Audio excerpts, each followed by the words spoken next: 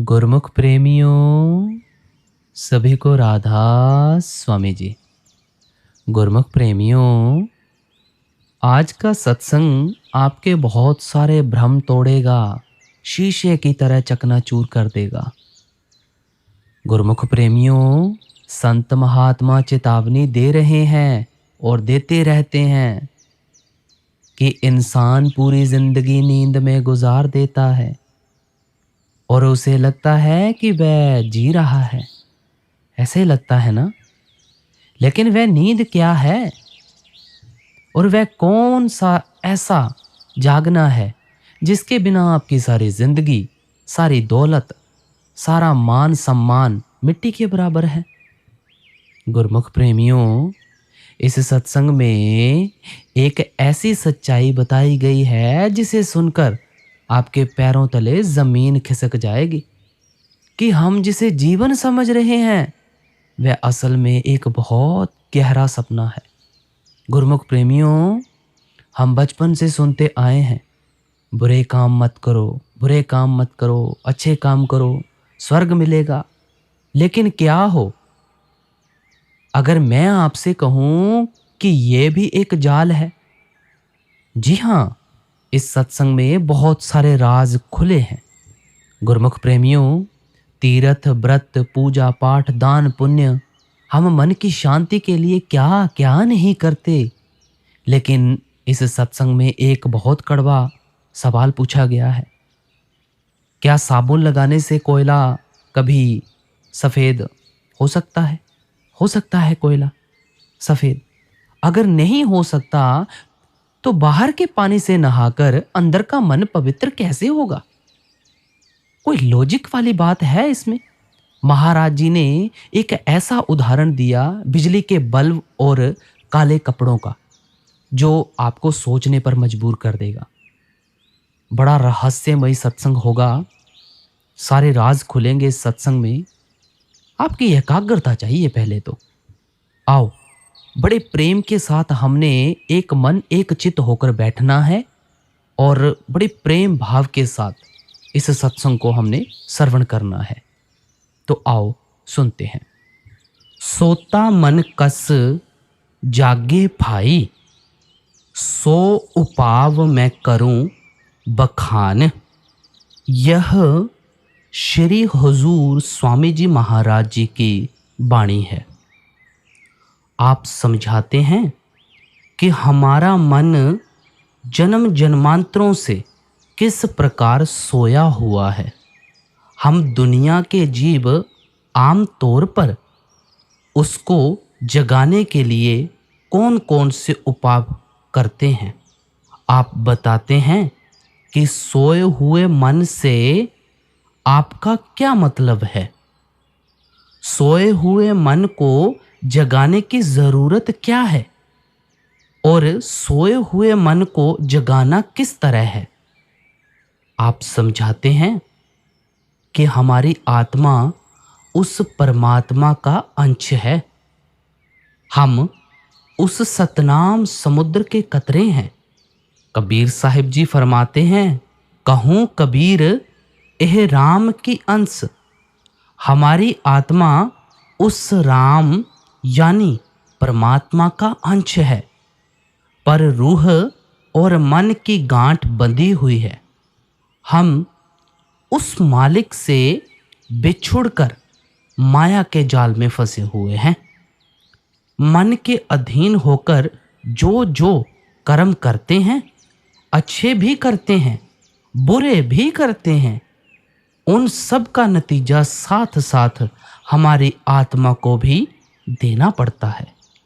इस दुनिया को संतों महात्माओं ने, ऋषियों मुनियों ने कर्म भूमि और कर्मा संदड़ा खेत कहकर बयान किया है।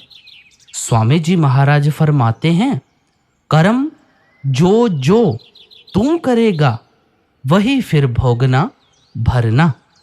फिर इसी डेफिनेशन को आगे समझाते हैं कि अच्छे कर्म करेंगे, अच्छा नतीजा भोगने के लिए आ जाएंगे। मंदे कर्म करेंगे, मंदा नतीजा भोगने के लिए आ जाएंगे। भाई, ना कोई अच्छे कर्मों के कारण देह के बंधनों से आजाद हो सकता है, ना बुरे कर्मों के कारण जन्म मरण के दुखों से छुटकारा हासिल कर सकता है। अगर नेक कर्म करते हैं तो राजा महाराजा बन जाएंगे, कौमों, मजहबों, मुल्कों, इन सब की हुकूमत हासिल करके आ जाएंगे। हाथ से झाड़ू निकलेगा, हुकूमत की बागडोर मिल जाएगी। झोंपड़ी से बिस्तर उठाकर महलों में जाकर बिछा लेंगे। ज्यादा से ज्यादा बैकुंठों और स्वर्गों में चले जाते हैं। वे भी भोगियोनियां हैं, खास समय के लिए है, जिसके बाद फिर हमें वापस इस 84 के जेल खाने में आना पड़ता है। अगर बुरे कर्म करते हैं फिर तो हमारे लिए नरक और 84 तैयार ही रहती है। क्या राजा, क्या प्रजा, क्या अमीर, क्या गरीब, क्या औरत, क्या आदमी, हम दुनिया के सब जीव इस जगह आकर अपने अपने कर्मों का हिसाब दे रहे हैं। हमारे शरीर में जो रूह और मन की जगह है वह आँखों के पीछे है। उसको संतों महात्माओं ने शिव नेत्र, दिव्य चक्षु, घर दर या मुक्ति का दरवाज़ा कहा है। मुसलमान फ़कीरों ने उसको नुक्ताए स्वेदा कहा है। हज़रत ईसा ने उसको एक आँख या तीसरी आँख कहा है। गुरु रामदास जी कहते हैं, मन खिन खिन भरम भरम बहु धावे, तिल कर नहीं वासा पाइय। हमारा मन इस तिल मतलब दोनों आँखों के पीछे से उतरकर इन 9 द्वारों के जरिए भ्रम में फंसा हुआ है। कौन से भ्रम में फंसा हुआ है? यह रचना जो कुछ भी हम आंखों से देखते हैं इसे नाश हो जाना है भाई, फना हो जाना है। हम इसको असल समझे बैठे हैं। यही हमारा भ्रम है। हमारा मन आंखों से नीचे उतरकर सारी रचना के अंदर फैल जाता है। यह पल भर भी आंखों के पीछे नहीं टिकता। जब हमारा मन पल भर भी आंखों के पीछे नहीं टिकता तो ये वापस त्रिकुटी या अपने घर किस तरह बस सकता है? जब तक मन ही अपने घर नहीं पहुंचा, रूह और मन की गांठ किस तरह खुल सकती है? हम अपने आप को किस तरह पहचान सकते हैं और वापस जाकर मालिक को पहचानने के काबिल किस तरह हो सकते हैं? गुरु अमरदास जी कहते हैं, सो जन निर्मल जिन आप पछाता। वे ही शख्स निर्मल हैं, पवित्र हैं, जो अपने आप को पहचानने के काबिल बन जाते हैं। हम अपने आप को कब पहचानते हैं? जब मन और माया के दायरे से पार चले जाते हैं, जब हमारी आत्मा पर से सब गंदे गंदे गिलाफ उतर जाते हैं, जब हमारे रूह और मन की गांठ खुल जाती है। सुकरात ने कहा था, अपने आप को पहचानो, नाउ दे सेल्फ। आत्मा तो निर्मल है, पवित्र है, लेकिन मन का साथ लेने के कारण अति गंदी हो चुकी है। मन इंद्रियों के भोगों, विषय वकारों, शराबों, कबाबों, कौमों, मजहबों, मुल्कों का आशिक है। मन जो जो कर्म इंद्रियों का गुलाम होकर करता है, उसका नतीजा हमारी आत्मा को साथ साथ भुगतना पड़ता है। जब तक हमारा मन इंद्रियों के भोगों का गुलाम है, यह सोया हुआ है। इसको ना अपने आप की समझ है, ना इसको अपने असल या अपने असल घर का पता है। जब तक यह इंद्रियों के भोगों को नहीं छोड़ता, ये कभी अपने घर वापस नहीं पहुंच सकता और कभी सुख और शांति प्राप्त नहीं कर सकता। हमारा मन सुख हासिल करने के लिए इंद्रियों के भोगों की ओर जाता है। हम बेटे बेटियों में, कौमों, मजहबों, मुल्कों की मान वड्याई में, शराबों कबाबों की लज्जतों में, दुनिया की धन दौलत में सुख ढूंढते हैं। जितना इन इंद्रियों के भोगों में सुख ढूंढते हैं, उतना ही हमारा मन दिन रात दुखी होता जा रहा है। क्योंकि जिन चीजों में हम सुख ढूंढते हैं, वे सब चीजें आर्जी या अस्थाई हैं। आर्जी चीजों का सुख और आराम भी केवल आर्जी ही हो सकता है। ये जो भी थोड़े बहुत सुख नजर आते हैं, समय पाकर सब दुखों में बदलने शुरू हो जाते हैं। स्वामी जी महाराज कहते हैं कि हमारा मन इंद्रियों का गुलाम बनकर जन्म जन्मांतरों से सोया चला आ रहा है, जिस कारण हमारी आत्मा 84 के जेल खाने में फंसी हुई है। जब तक सोया हुआ मन नहीं जागता, जब तक मन अपने घर यानी ब्रह्मा या त्रिकुटी में वापस जाकर वास नहीं करता, हमारी आत्मा कभी इसके पंजे से छुटकारा हासिल नहीं कर सकती। आप देखें, बादलों के अंदर पानी कितना साफ सुथरा होता है। जब वही पानी जमीन पर गिर जाता है, कितनी गंदगी इकट्ठी कर लेता है। उसमें से बदबू आती है। वह अपने आप को गंदगी का हिस्सा ही समझना शुरू कर देता है। जब उसको सूरज की तपिश मिलती है, वह भाप बनकर गंदगी को छोड़ता है। उसको होश आ जाता है कि मैं कोई और चीज हूं, गंदगी कोई और चीज है।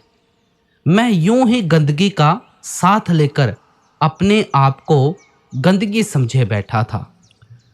जब वह अपने आप को गंदगी से अलग महसूस करता है, तब उसको मालूम होता है कि मेरा असल या मूल आसमान के अंदर बादल है। फिर वह सीधा जाकर अपने असल में ही समा जाता है। यही हम सबकी आत्मा की हालत है।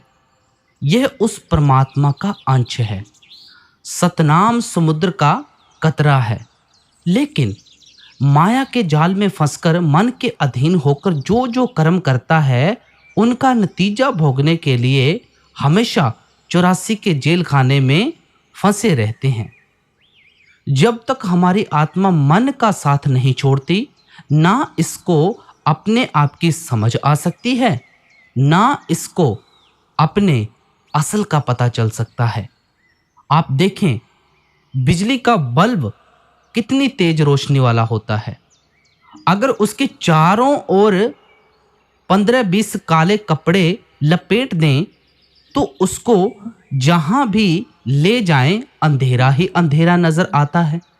काले कपड़े लपेटने से बल्ब की रोशनी कम नहीं हुई, लेकिन हम रोशनी को देख नहीं सकते, उस रोशनी से फायदा नहीं उठा सकते। अगर वे काले कपड़े उतारना शुरू कर दें, रोशनी भी आनी शुरू हो जाएगी। हम उसे देख भी सकेंगे, उससे फायदा भी उठा सकेंगे। इसी तरह हर एक की आत्मा निर्मल है, क्योंकि उस परमात्मा का अंश है, लेकिन मन के अधीन होकर अति गंदी हो चुकी है। इसलिए महात्मा कहते हैं कि तुम्हें अपने जन्म जन्मांतरों के सोए हुए मन को जगाना चाहिए। दूसरे शब्दों में, तुम्हें अपने मन को जीतना चाहिए, इसको निर्मल बनाना चाहिए।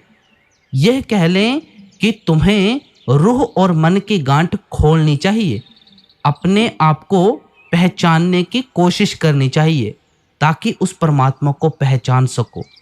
गुरु नानक साहिब कहते हैं, मन जीते जग जीत। अब इस डेफिनेशन को आगे समझाते हैं अगर तुम मन को जीत लोगे तो तुम सारी दुनिया के बनाने वाले को जीत लोगे। यह मन ही तो है जिसके अधीन होकर आज भाई भाई का दुश्मन है, कौम कौम की दुश्मन है, मजहब मजहब का दुश्मन है, मुल्क मुल्क का दुश्मन है। आप रोज अखबार पढ़ते हैं, रेडियो भी सुनते हैं, न्यूज़पेपर में न्यूज़ भी पढ़ते होंगे, खबरों में भी देखते होंगे किस तरह लोग एक दूसरे के खून के प्यासे बैठे हुए हैं। यह अपना मन है, नफ्स है, जो हर एक को अंगुलियों पर नचा रहा है। जब तक हम मन पर हावी नहीं होते, मन को काबू नहीं करते, मन को पवित्र नहीं करते, तब तक बेशक परमात्मा हमारे अंदर बैठा हुआ है, बेशक हमारी आत्मा उस परमात्मा का अंश है। हम वापस जाकर कभी परमात्मा से नहीं मिल सकते। संत महात्मा कहते हैं कि हमें जो भी कोशिश करनी है रूह और मन की गांठ खोलने की करनी है, मन को ब्रह्मा त्रिकुटी अपने ठिकाने पहुंचाने की करनी है, आत्मा पर से गंदे गंदे गिलाफ उतारने की करनी है, या जन्म जन्मांतरों से सोए हुए मन को जगाने की करनी है। दुनिया के अंदर अगर हमारी किसी से लड़ाई है तो मन से है भाई। इस दुनिया में ना हमारा कोई अपना है ना कोई पराया है। मन किसी को अपना समझकर तड़प रहा है, किसी को पराया समझकर दुखी हो रहा है। मन हर एक को अंगुलियों पर नचा रहा है। मन के अधीन होकर हम जिनके भी मोह या प्यार में फंसे रहते हैं, उन सब के साथ हमारा लेन देन का संबंध है, कर्जों का प्यार है। यह उनको असल समझकर अपना बनाने की कोशिश में लगा रहता है। वे हमारे बनते नहीं, ये दुखी हो जाता है और हम तड़पना शुरू कर देते हैं। हम ये सोचने की कोशिश नहीं करते कि इनसे तो हमारा लेन देन का संबंध है, कर्मों का सिलसिला है। एक स्टेज पर आकर सारे एक्टर अपना अपना पार्ट अदा करते हैं। इसी तरह ये दुनिया एक बहुत बड़ी स्टेज है। कोई स्त्री का, कोई पति का, कोई बाल बच्चों का पार्ट अदा करता है, लेकिन हम भूल जाते हैं कि इनके साथ हमारा लेन देन का संबंध है, मतलब का प्यार है। हम इनको अपना समझकर अपना बनाने की कोशिश में लग जाते हैं। ये आज तक ना किसी के बने हैं, ना कभी बन ही सकते हैं। लेकिन जो अपना बनाने की कोशिश करते हैं, वह कोशिश हमें इनके मोह या प्यार में फंसा देती है। नतीजा ये होता है कि इनका मोह या प्यार हर एक को बार बार देह के बंधनों की तरफ खींचकर ले आता है। इतना इन शक्लों और पदार्थों से हमारा मोह या प्यार पैदा हो जाता है कि हमें रात को सपने भी इन्हीं के आते हैं। मौत के वक्त इनकी शक्लें हमारी आंखों के आगे घूमती रहती हैं। जहां आसा तहां वासा। जिधर हमारा आखिरी वक्त ख्याल होता है, हम दुनिया के जीव उसी रो में बहना शुरू कर देते हैं। यह कौन सी चीज हमें दुनिया में बार बार लाई? दुनिया का मोह या प्यार लाया। यह किसने पैदा किया? हमारे मन ने पैदा किया। इसीलिए भाई, इसीलिए स्वामी जी महाराज कहते हैं कि हमारा मन इस रचना के मोह या प्यार में फंसकर जन्म जन्मांतरों से सोया पड़ा है। हम दुनिया के जीव इस मन को इस रचना में से निकालने के लिए या निर्मल और पवित्र करने के लिए या मन और माया से पार जाने के लिए कौन कौन से उपाय और साधन करते हैं। स्वामी जी महाराज आगे इशारा करते हैं, तीर्थ करें, व्रत भी राखें, विद्या पढ़ के हुए सुजान। जब हम महसूस करते हैं कि हमारा मन इंद्रियों के भोगों, विषय विकारों, बेटे बेटियों और कौमों, मजहबों, मुल्कों के झगड़ों में फंसकर अति गंदा हो चुका है, अति मैला हो चुका है, तो हम उसको पवित्र करने के लिए क्या करते हैं? क्या करते हैं? हम आम तौर पर तीर्थों की यात्रा करना शुरू कर देते हैं। हिंदुस्तान के 68 तीर्थ बड़े मशहूर हैं। आप समझाते हैं कि तुम सारे तीर्थों की यात्रा क्यों ना कर लो, तो भी तुम्हारा मन निर्मल नहीं हो सकता। तीर्थ यात्रा करने से मन निर्मल होता। जो कुछ तीर्थों पर जाकर हम सीख कर आते हैं, उस पर अमल करने से मन को निर्मल कर सकते हैं। कई बार तो तीर्थों पर जाने से और ज्यादा गंदे हो जाते हैं, क्योंकि मन में अहंकार आ जाता है कि मैंने कितने तीर्थ किए हैं। तीर्थ क्या है? ये वह जगह है जहां संतों महात्माओं ने, मालिक के भक्तों और प्यारों ने, ऋषि मुनियों ने बैठकर मालिक की भक्ति की और लोगों के अंदर मालिक से मिलने का प्यार पैदा किया। वह जगह हमारी इज्जत के काबिल है। हम उसको पवित्र समझते हैं, उसे तीर्थ कहते हैं।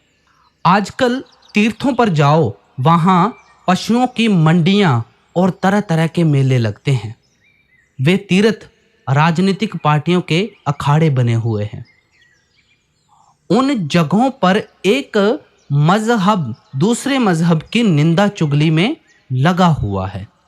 एक दूसरे के गले काटने की तजवीज़ें और योजनाएं दिखाई जाती हैं। ऐसी हालत में उन तीर्थों पर जाकर हमारा मन निर्मल किस तरह हो सकता है? पवित्र किस तरह हो सकता है? संत महात्मा तीर्थ बनाते हैं, लेकिन तीर्थ कभी संत महात्मा नहीं बना सकते। वहां ऐसा वातावरण ही नहीं है जहां जाकर हमारा ख्याल मालिक की भक्ति की ओर जाए या हमारे अंदर कोई मालिक से मिलने का शौक और प्यार पैदा करे। वहां तो हमारी जेबें खाली करने के हर किस्म के तरीके अपनाए जाते हैं। स्वामी जी महाराज कहते हैं कि हिंदुस्तान के 68 तीर्थ हैं। अगर तुम सारे तीर्थों पर जाकर यात्रा कर आओ, तो भी तुम्हारा मन निर्मल नहीं होगा, पवित्र नहीं होगा। बाहर का पानी कितना भी पवित्र क्यों ना हो, वह हमारे शरीर की मैल उतार सकता है। जो पापों का मैल है, वह गुरु नानक साहिब ने कहा था, ओहो तोपे ना मैं के रंग। वह मैल तो शब्द या नाम की कमाई से ही दूर होगा।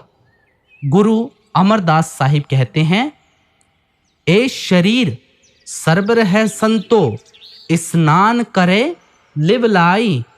नाम स्नान करे से जन, निर्मल शब्दे मैल गवाई। भाई तुझे अपने शरीर से बड़ा दुनिया में कोई सरोवर नहीं मिलेगा, जिसके अंदर जाकर तुझे अपने मन को निर्मल करने के लिए स्नान करना है। स्नान किसका करना है? शब्द या नाम का स्नान करना है। गुरु रामदास जी कहते हैं, सतगुर पुरख अमृत सर वड भागी, नावह आई। उन जन्म जन्म की मैल उतरै, निर्मल नाम दृढ़ाई। मालिक के भक्तों और प्यारों की संगति ही असली अमृत का सरोवर है। लेकिन बहुत भाग्यशाली, बहुत खुशकिस्मत जीव ही इस सरोवर में आकर स्नान करते हैं। इसमें स्नान करने का क्या फायदा होता है? उनके मन से जन्म जन्म का मैल उतर जाता है। वह मैल किस तरह उतरता है? शब्द या नाम की कमाई के द्वारा उतरता है। वह अमृत का सरोवर जहां कुआं जाता है, स्नान करके हंस बन जाता है, वह सरोवर तुम्हें कहीं बाहर नहीं मिलेगा।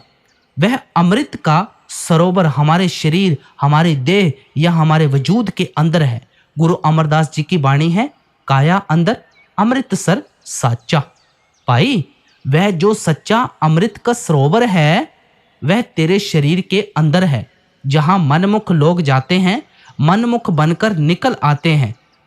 मनमुखों को कोएं कहते हैं, क्योंकि कोएं की खुराक विष्ठा होती है, गंदगी होती है। मनमुख गंदगी पर पलते हैं। गुरु अमरदास जी ने कहा था, विष्टा के कीड़े विष्टा कमावे, फिर विष्टा में पचावनियाँ। हम दुनिया के जीव गंदगी के कीड़े हैं। गंदगी में ही पैदा होते हैं, गंदगी में ही रहते हैं, गंदगी से ही प्यार करते हैं, गंदगी ही खाते हैं और गंदगी में ही मर जाते हैं। इसलिए आप प्यार से समझाते हैं कि वह अमृत का सरोवर जहां हम गंदे लोग जाते हैं और गुरमुख बनकर निकल आते हैं, वह हर एक के शरीर के अंदर है। गुरमुखों को हंस क्यों कहते हैं? क्योंकि उनकी खुराक मोती होती है। वह मोती क्या है? शब्द या नाम है। उस शब्द या नाम के सरोवर में स्नान करके हमारे मन का जन्मों जन्मों का मैल उतर जाता है। इसलिए स्वामी जी महाराज प्यार से समझाते हैं कि बाहर जितनी मर्जी तीर्थ यात्रा कर लो, तुम्हारा मन कभी निर्मल नहीं हो सकता। इसी तरह कुछ लोगों का ख्याल है कि अगर व्रत रखना शुरू कर दें तो शायद इससे ही परमात्मा मिल सकेगा। आधी दुनिया के अंदर कुदरती तौर पर लोगों का व्रत है, वे बेचारे खाली पेट सोते हैं, उनको परमात्मा मिल जाना चाहिए था। ना अच्छे अच्छे भोजन खाने से परमात्मा मिलता है, ना घास फूस खाने से परमात्मा मिलता है, ना ही लोगों को खाना खिलाने से हम अपने बुजुर्गों को मोक्ष दिला सकते हैं। यह भी लोगों ने पेट का धंधा बनाया हुआ है, खाने पीने का जरिया बनाया हुआ है। ऋषि मुनि अपनी सेहत ठीक करके मालिक की भक्ति करने के लिए व्रत या उपवास करते थे, लेकिन उपवास करना या भूखे रहना ही मालिक की भक्ति नहीं है। उपवास का असल उद्देश्य शरीर को हल्का करना था, ताकि अधिक समय भजन सिमरन को दिया जा सके। यह भजन सिमरन करना मालिक की भक्ति है, भक्ति नहीं है। जो हमारे साधन थे, हमने उनको ही मंजिल बना लिया है। स्वामी जी महाराज इस वहम से भी हमारे ख्याल को निकालते हैं कि शायद पढ़ने पढ़ाने से परमात्मा मिल जाएगा। साईं बुल्ले शाह जी कहते हैं, इल्मो बस करियो यार, इक्को अल्फ तेरे दरकार, बहुत ता इल्म इजाजल ने पढ़िया, झुंगा चाहा उसे दा सड़िया। पढ़ लिख कर विद्वान बनकर बहस मुबाहिसा करने की आदत पड़ जाती है। हम अपने आप को बहुत बड़ा समझना शुरू कर देते हैं, लोगों को बहुत नीचा समझना शुरू कर देते हैं। हुजूर महाराज बाबा सावन सिंह जी समझाते थे कि लंका के राजा रावण से ज़्यादा पढ़ा हुआ और कौन हो सकता है, जो कि वेद शास्त्रों का टीकाकार पंडित था। लेकिन उसकी हालत क्या थी, करतूत क्या थी, क्या वह मन को काबू कर सका? हम हर साल उसका बुत बनाकर आग लगाते हैं। पढ़ने से हमारा मन निर्मल नहीं होता, हमारी बुद्धि निर्मल नहीं होती। गुरु नानक देव जी कहते हैं, पढ़िए जेते बरस बरस, पढ़िए जेते मास, पढ़िए जेते आरजा, पढ़िए जेते सास, नानक लिखे एक गल होर, होमें चखना चाख। तुम सारा दिन पढ़ो, सारा महीना पढ़ो, सारी जिंदगी पढ़ो, सांस सांस से पढ़ो, एक चीज तुम्हारे लेखे में लिखी जाएगी, जो तुम्हारे सुरत उस शब्द को पकड़ती है। नहीं तो तुम्हारा सारा पढ़ना पढ़ाना फजूल चला जाता है।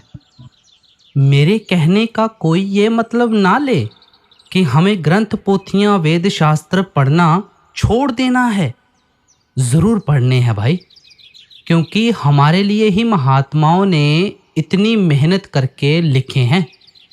लेकिन सोच कर पढ़ना है, समझ कर पढ़ना है। लेकिन ये ध्यान रखना है कि इनको पढ़ने में मुक्ति नहीं है, जो कुछ पढ़ते हैं उस पर अमल करने में मुक्ति है। वेद शास्त्र क्या हैं? ऋषि मुनियों ने, गुरु साहिबान ने, संतों महात्माओं ने, मालिक के भक्तों और प्यारों ने मेहनत की, मालिक से मिलाप किया। जो जो नज़ारे उन्होंने अपने अंदर देखे, जो जो रूहानी रुकावटें उनको रास्ते में पेश आईं और जो तरीके उन रुकावटों को दूर करने के लिए उन्होंने अपनाए, उन सब का जिक्र उन्होंने ग्रंथों, पोथियों, वेदों, शास्त्रों में कर दिया। ये ग्रंथ शास्त्र महात्माओं के रूहानी अनुभव का रिकॉर्ड या लेखा है। इनको पढ़ने से हमें उन महात्माओं के रूहानी अनुभवों का पता चलता है। अपने आप तो हमें अंदर कुछ नजर नहीं आता जब तक जो कुछ पढ़ते हैं उस पर अमल नहीं करते। हमें अपने अंदर कोई अनुभव नहीं हो सकता। अगर कश्मीर जाने की बजाय सारा दिन गाइड बुक लेकर पढ़ते रहेंगे, कश्मीर की खूबसूरती तो नज़र नहीं आ सकती। अगर रेलवे का टाइम टेबल ही सारा दिन पढ़ते पढ़ाते रहोगे, रेलवे का सफ़र तो कभी तय नहीं कर सकेंगे। अगर सारा दिन खाना बनाने की किताब ही पढ़ते रहेंगे, पेट तो नहीं भरेगा, स्वाद तो नहीं आएगा। डॉक्टर की किताब पढ़ने से शरीर में से बीमारियां कभी दूर नहीं होंगी। दवाइयों का इस्तेमाल करने से ही शरीर में से बीमारी जाती है। रेलवे के टाइम टेबल के मुताबिक टिकट लेकर गाड़ी में बैठने से सफ़र तय होता है। खाना बनाने की किताब के मुताबिक राशन लाकर खाना बनाकर खाने से हमारा पेट भरता है। हम उल्टे चक्कर में फंसे हुए हैं कि पढ़ते जाओ, अपने आप मुक्ति हो जाएगी। कोई खुद बैठकर नहीं पढ़ता। बेचारे पंडित और भाई घर में पढ़ने में लगे हुए हैं। हम बाहर दुनिया के सैर रंग तमाशे देखने में लगे हुए हैं और समझते हैं कि कितना पुण्य कमाने में लगे हुए हैं। अगर खुद बैठकर पढ़ें, खुद बैठकर सुने, महात्मा के वचन हमारे कानों में पड़ें, हमें अपनी त्रुटियों और कमज़ोरियों का पता चले, उस पढ़ने का भी फ़ायदा होगा, पढ़ाने का भी फ़ायदा होगा। हमने रीति रिवाज बनाए हुए हैं कि पढ़ते जाओ, अपने आप मुक्ति मिल जाएगी। गुरु अमरदास जी कहते हैं, पढ़िए पंडित अवरा समझाए, घर जलते की खबर ना पाए। पंडित या भाई दिन रात पढ़ पढ़कर लोगों को समझाने की कोशिश करते हैं। जो अपने घर काम, क्रोध, लोभ, मोह, अहंकार की आग लगी हुई है, ना उस अग्नि का पता है, ना उसको बुझाने का कोई उपाय ही करता है, जिससे अपना बोझ तो उठाया ना जाए और सारी उम्र पराया गधा बना रहे। उसे अक्लमंद कौन कहेगा? जिसके अपने घर में आग लगी हुई है, वह लोगों के घर की आग क्या बुझाएगा? हम अपने आप को धोखा देते हैं, दुनिया को भी धोखा देते हैं। आप फरमाते हैं, बिन सतगुर सेवे नाम ना पाइए, पड़ी थाके शांति ना आई है। पढ़ पढ़कर थक जाओ, चूर हो जाओ, तुम्हारे मन में कभी सुख और शांति नहीं आएगी जब तक तुम गुरमुखों के जरिए शब्द की कमाई नहीं करते, नाम की कमाई नहीं करते।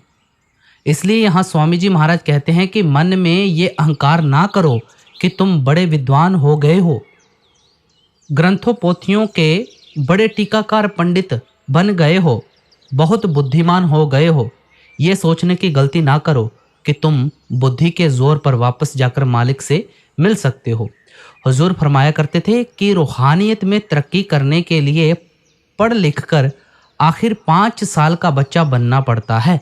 हज़रत ईसा ने कहा था कि जब तक तुम छोटे बच्चे नहीं बनते, तुम वापस जाकर कभी परमात्मा से नहीं मिल सकते। सब कुछ पढ़ा पढ़ाया आखिर भुलाना पड़ता है। आप देखें, एक पढ़ा लिखा आदमी जिसने पहले कभी दिल्ली नहीं देखी, कार में दिल्ली जा रहा है, उस पढ़े लिखे आदमी से कोई कहे कि यह सीधी सड़क दिल्ली को जाती है, वह बहुत जल्दी उसका विश्वास नहीं करता। वह पहले नक्शा देखेगा, फिर मील पत्थर देखेगा, 5-6 लोगों से पूछेगा। जब उसकी बुद्धि को पूरी तसल्ली हो जाएगी और उसको पक्का यकीन हो जाएगा कि यह सड़क दिल्ली को ही जाती है, तब वह सीधा मोटर दौड़ाता चला जाएगा। उसकी बुद्धि उसको दिल्ली नहीं ले जा रही है। जो उसकी बुद्धि को तसल्ली हुई थी, उसने उसके अंदर भरोसा भर दिया। जिसके बाद उसने तेजी से कार चलानी शुरू कर दी। बुद्धि ने भरोसा पैदा किया और कार चलाने से वह दिल्ली पहुंच गया। जब तक बुद्धि की तसल्ली नहीं करेंगे, ये बार बार हमारे रास्ते में आकर रुकावट डालेगी। इसलिए अगर सारी उम्र ही बुद्धि की तसल्ली करने में लग जाएं, वह वक्त ज़ाया नहीं होता। इससे नींव पक्की होती है। इससे मकान रेत पर नहीं, मजबूत चट्टान पर बनेगा। महात्मा कहते हैं कि पढ़ो, सोचकर पढ़ो, समझकर पढ़ो, अपनी बुद्धि की अच्छी तरह तसल्ली करो। लेकिन जब एक बार तसल्ली हो जाए, फिर तुम्हें ग्रंथों, पोथियों, वेदों, शास्त्रों की ज़रूरत नहीं। फिर तुम्हें भरोसे की और करनी या अभ्यास की ज़रूरत है। आखिर भरोसे और अभ्यास ने ही हमें मंजिल पर पहुंचाना है। इसलिए स्वामी जी महाराज कहते हैं कि केवल बुद्धि के जोर पर या पढ़ने लिखने के जोर पर वापस जाकर मालिक को मिलने की कोशिश करेंगे तो सारी उम्र उलझनों में ही फंसे रहेंगे। जब तक भरोसे और अभ्यास का सहारा नहीं लेंगे, मंजिल पर नहीं पहुंच सकेंगे। अगली पंक्ति में क्या समझाते हैं? जप तप संयम बहुविधि धारे, मौनी हुए निदान। फिर हम दुनिया के जीव मन को काबू करने के लिए क्या करते हैं? पूजा पाठ करते हैं, जप तप करते हैं, कर्म कांड करते हैं, कई तरह के हवन करते हैं, दान पुण्य करते हैं, बेटे बेटियों को छोड़कर जंगलों पहाड़ों में छिपकर बैठ जाते हैं, मौन धारण कर लेते हैं। स्वामी जी महाराज कहते हैं कि इन तरीकों से भी आप मन को काबू नहीं कर सकते। जितना गुरु घर ने इस कर्मकांड का, जप तप का, पूजा पाठ का, दान पुण्य का खंडन किया है, शायद ही कबीर साहिब के अलावा किसी और महात्मा ने किया हो। गुरु नानक साहिब कहते हैं, तन व संतर होमिए इक रति तौल कटाई, तन मन समधा जे करी अनदिन अग्नि जलाई। हवन में सामग्री जलाने की बजाय आप शरीर के छोटे छोटे टुकड़े कीमा करके भी जलाते रहो तो भी तुम्हारा मन निर्मल नहीं हो सकता। फिर फरमाते हैं, अर्ध शरीर कटाइए सिरी करवत तराई, तन हेमचल गालिए भी मन ते रोग न जाई।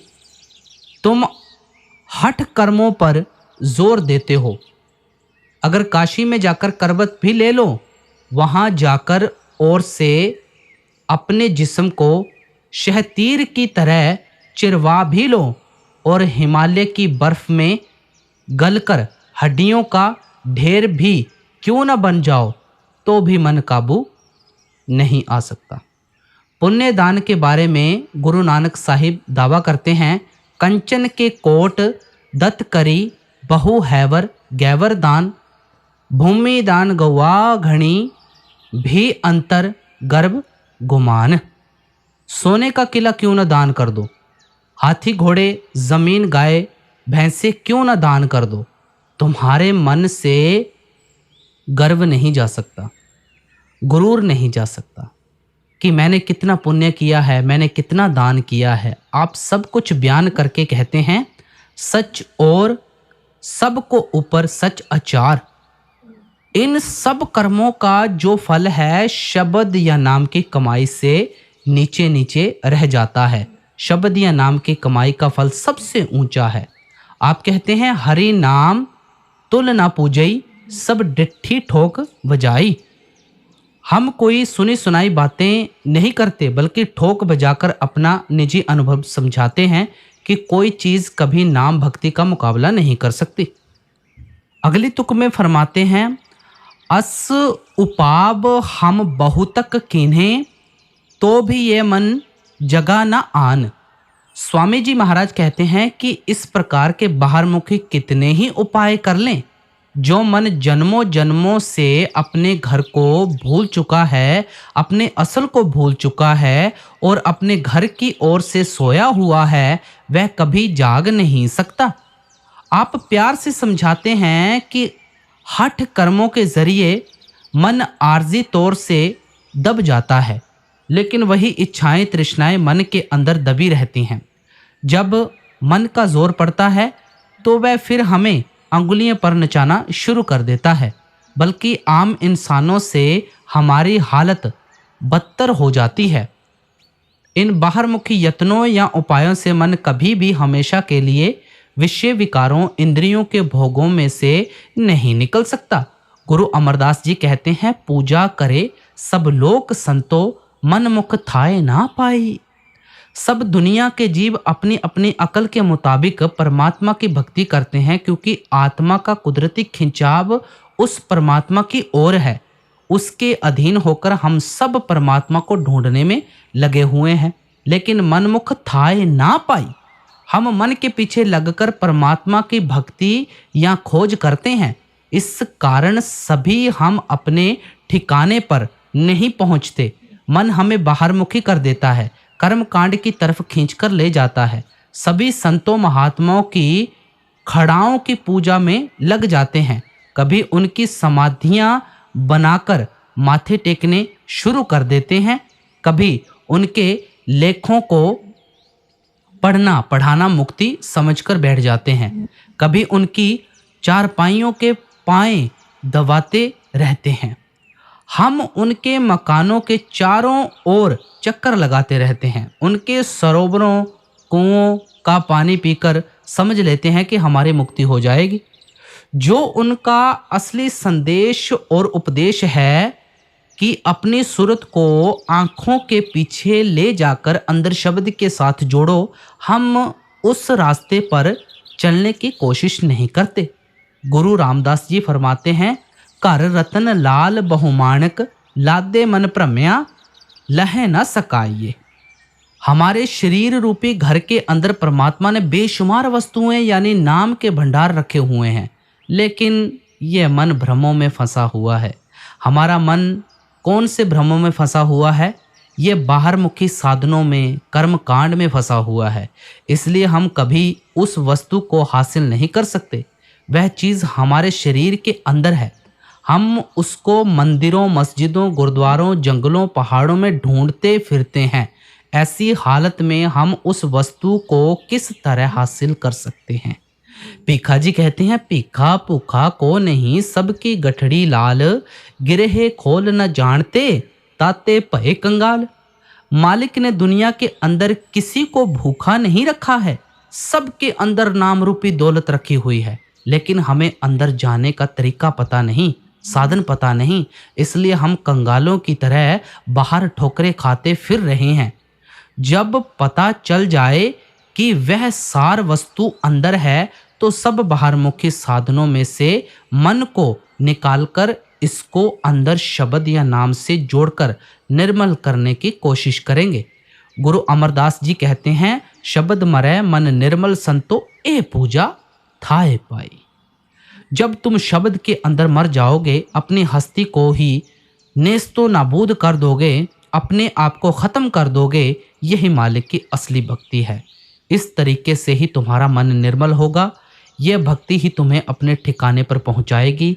इसीलिए जब तक नाम की कमाई करके मन को पवित्र नहीं करते, तब तक ना रूह और मन की गांठ खुलती है, ना ही हम अपने आप को पहचानने के काबिल बनते हैं, और ना ही हम वापस जाकर परमात्मा से मिलने के काबिल बनते हैं। अगली पंक्ति में समझाते हैं, खोजत खोजत सतगुरु पाए, उन यह जुक्ति कहीं पर मान। जब हम थक कर हार गए, अपनी अकल का प्रयोग करके चूर हो गए, तब भी हमारा मन निर्मल ना हुआ। जन्म जन्म का सोया हुआ ना जागा, तो अंत में हम गुरमुखों की संगति में आ गए। उन्होंने हमें उपाय या साधन बताया कि किस तरह जन्मों जन्मों का सोया हुआ मन जाग सकता है, किस तरह मन को पवित्र किया जा सकता है, किस तरह रूह और मन की गांठ खुल सकती है, और किस तरह हम मन को ब्रह्मा, त्रिकुटी या इसके ठिकाने पहुंचा सकते हैं। आप इस बारे में आगे इशारा करते हुए कहते हैं, सत्संग करो, संत को सेवो, तन मन करो कुर्बान। महात्मा समझाते हैं कि अगर तुम मन को निर्मल करना चाहते हो, तो तुम्हें गुरमुखों के सत्संग, उनकी संगति और सोहबत में जाना चाहिए। तन मन से उनकी सेवा करनी चाहिए। आपके समझाने का मतलब है कि हमारा मन साध संगत का बहुत जल्दी असर लेता है। आप देखें, चोरों के पास बैठें, चोरी करने की आदत पैदा हो जाती है। शराबियों के पास बैठें, शराब पीने की आदत पैदा हो जाती है। जुआरियों के पास बैठें, जुआ खेलने की आदत पड़ जाती है। इस तरह जब मालिक के भक्तों और प्यारों की संगति और सोबत में आते हैं, वे मालिक की भक्ति में लगे हुए हैं। उनको देखकर अपने आप हमारे अंदर भी मालिक की भक्ति करने का शौक पैदा हो जाता है। इसलिए वे हमारे मन के अंदर मालिक से मिलने का शौक पैदा करते हैं, मालिक से मिलने का प्यार पैदा करते हैं और मन को काबू करने का तरीका बताते हैं, साधन समझाते हैं। वे क्या समझाते हैं? वे कहते हैं कि अगर मन को काबू करना चाहते हो तो सबसे पहले देखो कि मन की तबीयत या स्वभाव क्या है। मन लज्जत का आशिक है। हम एक चीज से प्यार करते हैं, उससे कोई और साफ सुथरी या अच्छी चीज नजर आ जाए, हम उसको छोड़कर दूसरे के पीछे दौड़ना शुरू कर देते हैं। कोई भी दुनिया का मोह, दुनिया का प्यार हमारे मन को हमेशा के लिए कभी पकड़कर नहीं रख सकता। अपनी ही जिंदगी आंखों के आगे रखकर देख लें, बचपन में माता पिता से कितना प्यार था। वे 2 मिनट घर से बाहर जाते थे, हम चिल्लाना शुरू कर देते थे। थोड़े बड़े होते हैं, वही प्यार बहनों भाइयों से हो जाता है। स्कूलों कॉलेजों में जाकर यारों दोस्तों से हो जाता है। शादी होती है, बीवी बाल बच्चों से हो जाता है। बुजुर्ग होते हैं, कौमों मजहबों मुल्कों तक फैल जाता है। एक प्यार है, कितनी शक्लें कितने रूप बदलता है, लेकिन कोई भी प्यार हमारे मन को हमेशा के लिए लेकर खड़ा नहीं हो सकता। स्वामी जी महाराज कहते हैं कि जब तक हमारे मन को दुनिया के प्यार से ऊंचा और पवित्र प्यार नहीं मिलेगा, ये कभी दुनिया का मोह, दुनिया का प्यार छोड़ने को तैयार नहीं होगा। अगर कोई कंगाल कौड़ियाँ इकट्ठी करता फिरता है, आप एक कौड़ी लेने की कोशिश करें तो वह मरने मारने तक जाएगा। 10 रुपए का नोट उसके हाथ में दे दें, कौड़ियों वाली मुट्ठी अपने आप ही ढीली हो जाएगी। लड़कियां गुड्डे गुड्डियों से तब तक खेलती हैं जब तक उनकी शादी नहीं होती। वह किस चीज़ की लज्जत है, किस चीज़ का प्यार है, जिसको पाकर ही हमारा मन दुनिया का मोह, दुनिया का प्यार छोड़ता है। गुरु रामदास जी फरमाते हैं, नाम मिले मन तृप्तिये, बिन नामे त्रिग जीवास। यह जो हमारा मन विषय विकारों में फंसकर हिरण की तरह भटकता और तड़पता फिरता है, जब इसको अंदर अमृत भरा हुआ नाम मिल जाएगा, इसके अंदर तृप्ति आ जाएगी, इसके अंदर संतोष आ जाएगा, शांति आ जाएगी। अगर देह में बैठकर हमने उस अमृत को ही नहीं पिया तो हमारा देह में आना धिक्कार है। हमारा देह में आने का मकसद कभी पूरा नहीं होता। आप फरमाते हैं, हरि हरि नाम अमृत रस मीठा। वह नाम अमृत है, उसकी लज्जत बहुत मीठी है। मीठी इसलिए कहते हैं कि अभी जो बेटे बेटियों के प्यार मीठे लगते हैं, कौमों मजहबों मुल्कों के झगड़े मीठे लगते हैं, शराबों कबाबों की लज्जतें मीठी लगती हैं, ये फीकी लगने शुरू हो जाएंगी। जिसको हीरे जवाहरात मिलेंगे वह क्यों कौड़ियों के पीछे दर बदर ठोकरे खाएगा। लड़कियां गुड्डे गुड्डियों से तब तक खेलती हैं जब तक उनकी शादी नहीं होती। इसलिए आप फरमाते हैं कि जब हम शब्द के साथ ख्याल जोड़ते हैं, उसकी लज्जत इतनी मीठी है, ऊंची है, निर्मल है कि हमारा मन अपने आप ही इंद्रियों के भोगों, विषय विकारों, शराबों कमाबों में से निकल जाता है। स्वामी जी महाराज उस शब्द की महिमा करते हैं। जब गुरुमुखों के सत्संग में आते हैं, उनकी सेवा करते हैं, तो हमें उस शब्द की समझ आती है। सेवा से मतलब उनके बताए हुए उपदेश पर चलना है। मैंने कई बार अर्ज की है कि संतों की सेवा का कभी ये मतलब नहीं लेना कि उनको रुपए पैसे देने हैं, उनके पैरों को दबाना शुरू कर देना है। मालिक के भक्त और प्यारे सेवक की सुई तक नहीं लेते, अगर लेते हैं तो वे भक्त और प्यारे नहीं हैं। हर एक महात्मा ने जिंदगी की मिसाल हमारे आगे रखी है। गुरु नानक साहिब ने हाथों से खेती की, बाल बच्चों की परवरिश की और साध संगत की सेवा की। आप वाणी में क्या हिदायत करते हैं? गुरु पीर सदाए मंगण जाई, ताके मोल न लगिए पाई। घाल खाई किछ हथ देई, नानक राह पछाणे सेई। अगर कोई गुरु या पीर होकर शिष्यों सेवकों से मांगते फिरते हैं, उनके पैरों में कभी माथा न टेको। किस तरह के महात्मा की खोज करनी है जो खुद हक हलाल की कमाई करते हुए साध संगत की मुफ्त सेवा करते हैं। कबीर साहिब को देखें, आपने सारी उम्र ताना तनकर गुजारा किया। हालांकि शाह बलख बुखारा भी आपके सेवक थे जो आपको महलों में रख सकते थे। आप हमें क्या कहते हैं?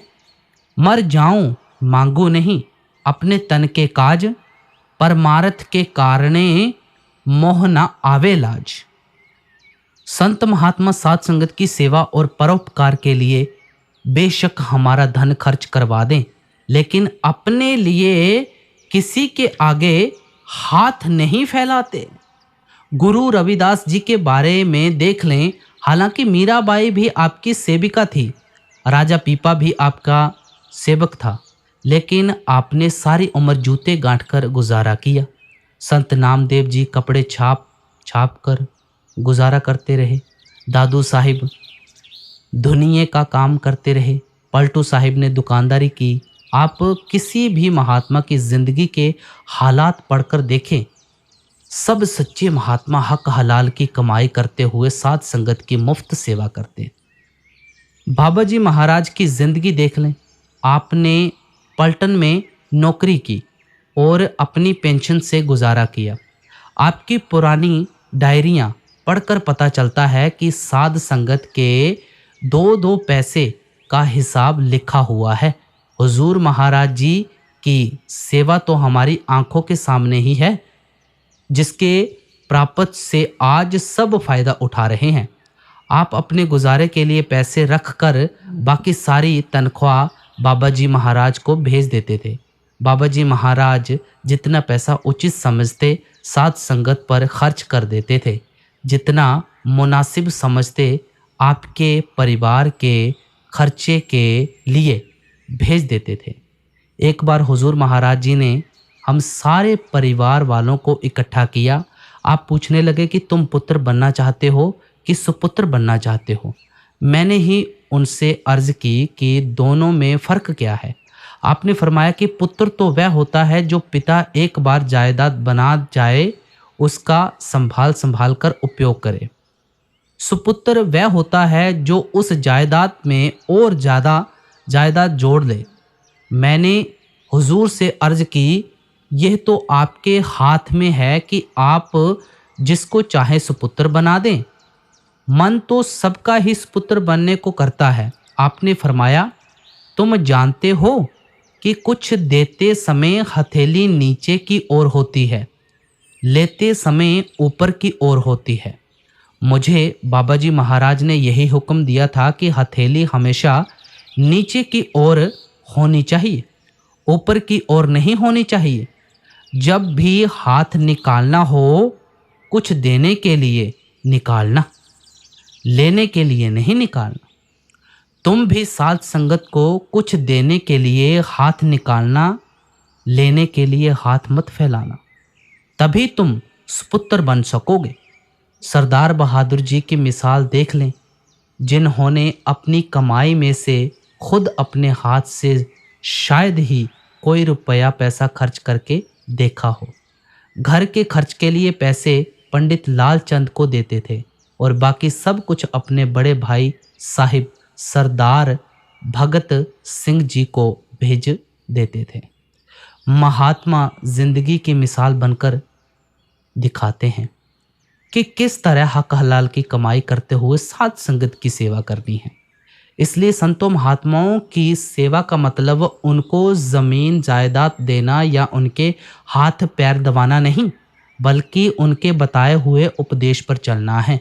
गुरु अमरदास जी समझाते हैं, सतगुर सेवे ता मल जाए, जीवत मरै हरि सियो चित लाए। सतगुरु की सेवा के जरिए ही तुम्हारे मन का मैल दूर होगा। अगली तुक में समझाते हैं, यही उपाय छांट कर गाया और उपाय न कर परमान।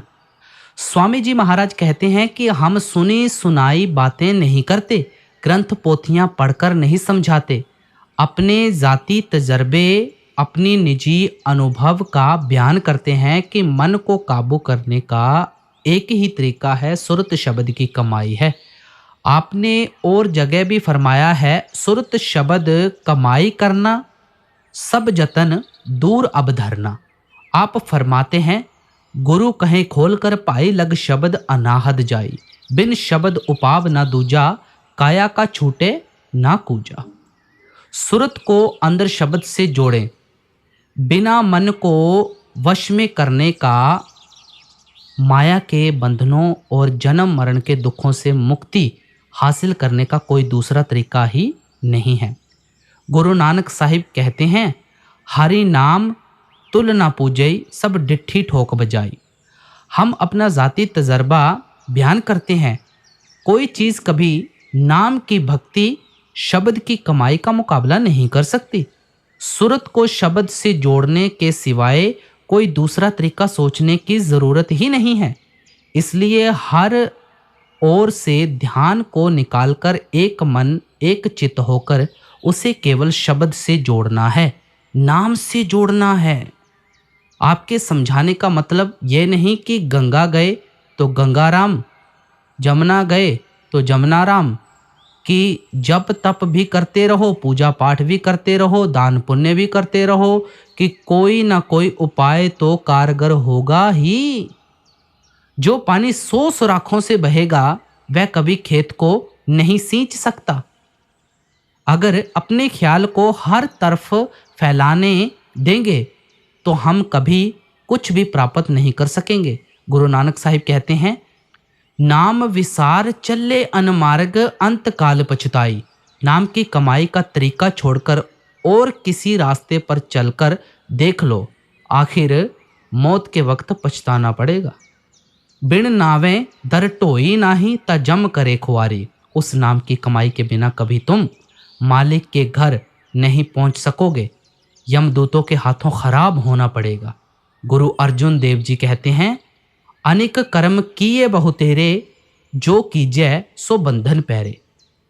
जो भी मन या बुद्धि से हम मन को वश में करने के साधन और तरीके सोचते हैं, वे हमें अच्छी तरह मजबूती के साथ इन बंधनों में जकड़ देते हैं। आप कहते हैं, क्रूरता बीज बीजे नहीं, जम्मै सब लाहा मूल गवाएदा। अगर हम ज़मीन में बेमौसम का बीज बोते रहते हैं तो हमारा बीज नाश हो जाता है और हमारे हाथ पल्ले भी कुछ नहीं पड़ता। इसलिए जो कुछ मिलना है वह शब्द की कमाई से मिलना है। गुरु अमरदास जी ज़ोरदार शब्दों में हमें समझाते हैं, बिन नावें होर पूज ना होवी, परम भूली लोकाई। भाई, उस नाम की कमाई के बिना तो कोई मालिक की भक्ति और पूजा ही नहीं है। यों ही दुनिया के जीव वहमों और भ्रमों में फंसकर भूले फिरते हैं। इसलिए स्वामी जी महाराज हमें बार बार उसी नुक्ते पर लाते हैं कि अच्छी तरह इस चीज़ को मन में बिठा लो कि खड़ाओं की पूजा से कुछ नहीं मिलेगा, समाधियों की पूजा करने से कुछ नहीं मिलेगा, ग्रंथों पोथियों के पढ़ने पढ़ाने से कुछ नहीं मिलेगा, सरोवरों में स्नान करने से कुछ नहीं मिलेगा, ना ही तीर्थ यात्रा से, ना ही जंगलों पहाड़ों में छिपकर कुछ हासिल होगा। जो कुछ मिलना है वह शब्द की कमाई से मिलना है, वह नाम की कमाई से मिलना है। अगली पंक्ति में समझाते हैं, बिरथा बैस बितावें अपनी लगे ना कभी ठिकान। आप समझाते हैं कि ग्रंथ पोथियां वेद शास्त्र पढ़कर लोगों से वाद विवाद करने से तुम अपने मन को वश में नहीं कर सकते। इसमें हौमें और बढ़ जाती हैं कि हम कितने विद्वान हैं, लोगों को कुछ पता ही नहीं है कि रूहानियत होती क्या चीज़ है। इसलिए आप फरमाते हैं कि विद्या के जोर से ग्रंथ पोथियों वेद शास्त्रों को पढ़ने से तुम्हारा मन कभी निर्मल नहीं हो सकता, अपने ठिकाने नहीं पहुंच सकता। अगली पंक्ति में समझाते हैं, संत बिना सब भटके डोलें, बिना संत नहीं शब्द पिछान। पूरे शब्द का निचोड़ प्रकट करते हैं कि संत बिना सब भटके डोले। जो मालिक के भक्तों और प्यारों की संगति नहीं करते, सोबत नहीं करते, उनके बताए हुए उपदेश पर नहीं चलते, वे इसी रचना के अंदर, दुनिया के अंदर आकर भ्रमों में फंसकर यहीं भटकते हुए तड़पते फिरते हैं। कभी किसी जगह जन्म लेते हैं, कभी किसी दूसरी जगह। शब्द के बिना मुक्ति नहीं मिलती और बिना संतों के शब्द का पता नहीं चलता। जब भी हमें शब्द की पहचान आएगी, जब भी शब्द की लज्जत हासिल करेंगे, गुरुमुखों के साधु संतों महात्माओं के जरिए करेंगे। गुरु अमरदास जी का कथन है, संत गुरुमुख पूरा पाई, नामों पूज कराई। भाई, कोई मालिक का भक्त और प्यारा मिल जाए, वह शब्द या नाम की कमाई करने का तरीका बताए, तब ही तू मालिक की भक्ति कर सकता है, मालिक की पूजा कर सकता है। अगली पंक्ति में समझाते हैं, शब्द शब्द में शब्द ही गाऊं, तो भी सुरत लगा दे तान। आप फरमाते हैं कि संत महात्मा किसी कौम, किसी मुल्क, किसी मजहब, किसी वक्त में क्यों ना आए, हर एक महात्मा उस शब्द या नाम की ही महिमा करता है। स्वामी जी महाराज कहते हैं, कोट जतन से यह नहीं माने, धुन सुनकर मन समझाई। बाबा जी महाराज भी इस वाणी को बाखूबी हर सत्संग में लेते हैं। जब भी मन समझेगा, धुन को पकड़कर, मतलब शब्द या नाम को पकड़कर, महात्मा तो नाम की ही महिमा करते हैं। हम उनके जाने के बाद बाहरमुखी होकर उनके उपदेश को छोटे छोटे दायरों में बांट देते हैं, एक दूसरे से लड़ना झगड़ना शुरू कर देते हैं। अगर खुले दिल से किसी भी महात्मा की वाणी की खोज करें तो यही पता चलता है भाई कि हर एक महात्मा उस सच्चे शब्द की महिमा करता है, सच्चे नाम की महिमा करता है। स्वामी जी महाराज दूसरी जगह कहते हैं, सुरत शब्द कमाई करना, सब जतन दूर अब धरना, निश्चय दृढ़ इस पर धरना, आलस कर कभी न फिरना। यह सार सार सब गाया, संतन मत भाख सुनाया, राधा स्वामी भेद लखाया, सुन मान सार समझाया। आप फरमाते हैं कि सब संतों महात्माओं का, मालिक के भक्तों और प्यारों का एक ही मत है कि हर तरह के उपाय छोड़कर केवल सुरत शब्द की कमाई करो। अगली पंक्ति में समझाते हैं, घर पावें 84 छूटें, जन्म मरण की होवे हान। स्वामी जी महाराज कहते हैं कि मैं उस शब्द की महिमा करता हूं जिसको पकड़कर आप अपने घर वापस पहुंच जाते हैं, जिसको पकड़कर आपका यमदूतों से और जन्म मरण के दुखों से छुटकारा हो जाता है। गुरु नानक साहिब कहते हैं, शब्द मरै सो मर रहे, फिर मरै ना दूजी बार।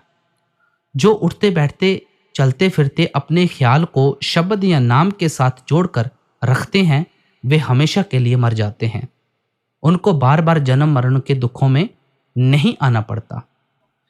बाणी की लास्ट तुक को खत्म करते हुए क्या फरमाते हैं, राधा स्वामी कहे बुझाई, बिना संत सब भटके खान। भाई, सब कुछ बयान करके आप फरमाते हैं कि जब तक हम गुरुमुखों की संगति और सोबत नहीं करते, हमारा कभी जन्म मरण के दुखों से छुटकारा नहीं हो सकता। गुरु अर्जुन देव जी ने फरमाया है, संत जन हो मिल पायो, सच्चा नाम संभाल, तो सावध हो जिय का एथे ओथे नाल। गुरुमुखों के पास जाकर सच्चे शब्द की कमाई करो। यही एक चीज है जिसको पाकर यहां भी 4 दिन सुख से कट जाते हैं और जिसको पल्ले बांधकर साथ भी ले जाते हैं। इसीलिए गुरु नानक साहिब ने कहा था, नानक नाम ना विसरै, छूटे शब्द कमाई। भाई, नाम को कभी सपने में भी ना भुलाना, क्योंकि जब भी तू शरीर के अंदर बंधनों से आजाद होगा, केवल नाम की कमाई करके। श्री हुजूर स्वामी जी महाराज ने छोटे से शब्द में बड़ी अच्छी तरह समझाया है कि हमारे और मालिक के दरमियां अगर कोई रुकावट है तो वह मन की रुकावट है। मन इंद्रियों के भोगों में, कर्मों के जाल में फंसा हुआ है। इसलिए दुनिया के सब जीव 84 के जेल खाने के अंदर आकर जन्म मरण के दुखों में फंसे हुए हैं। जब तक मन निर्मल नहीं होता, हमारा देह के बंधनों से छुटकारा नहीं हो सकता। हम वापस जाकर मालिक से नहीं मिल सकते। आपने बहुत खोलकर समझाया है कि हम दुनिया के जीव मन को वश में करने के लिए कौन कौन से उपाय और तरीके सोचते हैं, लेकिन असली तरीका कौन सा है जिसके जरिए हम मन को निर्मल या पवित्र कर सकते हैं, जन्मों जन्मों के सोए हुए मन को जगा सकते हैं, अपने आप को पहचान सकते हैं, वापस जाकर परमात्मा को पहचान सकते हैं। हमें भी चाहिए कि आपके अनुभव से फायदा उठाकर अपने ख्याल को उठते बैठते, चलते फिरते अंदर उस शब्द या नाम के साथ जोड़कर रखें, ताकि हमारा भी मन निर्मल हो जाए और हमें भी देह के बंधनों से हमेशा के लिए छुटकारा मिल जाए। तो गुरु प्यारी साध संगत जी, सभी को प्यार भरी राधा स्वामी।